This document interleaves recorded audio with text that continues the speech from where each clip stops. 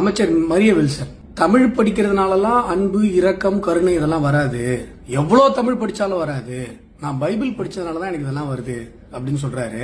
உங்களுடைய இயேசுபிரான் பிறப்பதற்கு 2000-3000 ஆண்டுகளுக்கு முன்பாகவே அன்பிற்கும் உண்டோ அடைக்கும் தாழ்னு எழுதி வச்சது நம்முடைய தமிழ்.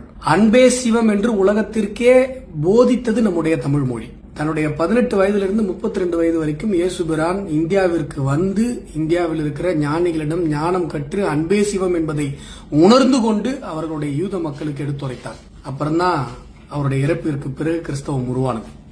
ஆகையால தமிழ் படித்தா அன்பு வராது, யூத நாட்டில் எழுதப்பட்ட பைபிள் படித்தாதான் அன்பு வரும் அப்படின்னு சொல்லாதீங்க. தமிழ்நாட்டுடைய பெரிய பிரச்சனை டிகிரி வித்தவுட் லிட்ரஸி. எழுத படிக்க தெரியாமலே டிகிரி வரைக்கும் போயிடுறது. ஒரு நிமிஷம் இருங்களேன். ChatGPT, லிட்ரஸினா என்ன? லிட்ரஸின்னா படிக்கவும் எழுதவும் தெரிஞ்சிருக்கும் திறன். ஆனா ஒரு வாசிப்பு புரிஞ்சு அதுக்கு பொருளை பிரிச்சு நீயே எழுதி பேசிக்கணும். அதான் அடித்தளம் மாதிரி. எழுத படிக்க தெரியுது லிட்ரஸி ரேட் அப்படின்னு அதான் சொல்லுவாங்க. தமிழ்நாட்டில் நேற்றைக்கு தமிழக நிதி அமைச்சர் அவருக்கு தமிழ் எழுத படிக்க தெரியல அப்படின்னு சொல்லி ஒருத்தர் கிண்டல் பண்ணும்போது கோவப்பட்டார். இது அவருக்கு மட்டும் இருக்கிற பிரச்சனை இல்ல, இதில் நிறைய பேருக்கு தமிழ்நாட்டில் இருக்கு.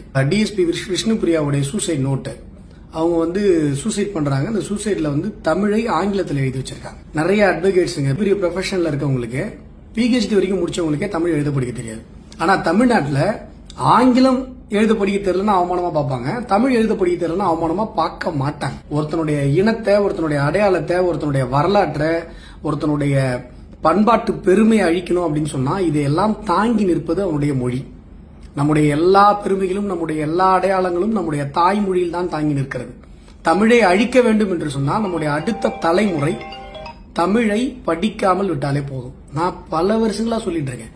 10 மாணவர்கள்ல, குறிப்பா பிரைவேட் ஸ்கூல்ஸ்ல 10 மாணவர்கள் 5-7 மாணவர்களுக்கு தமிழ் எழுத படிக்க தெரியாது.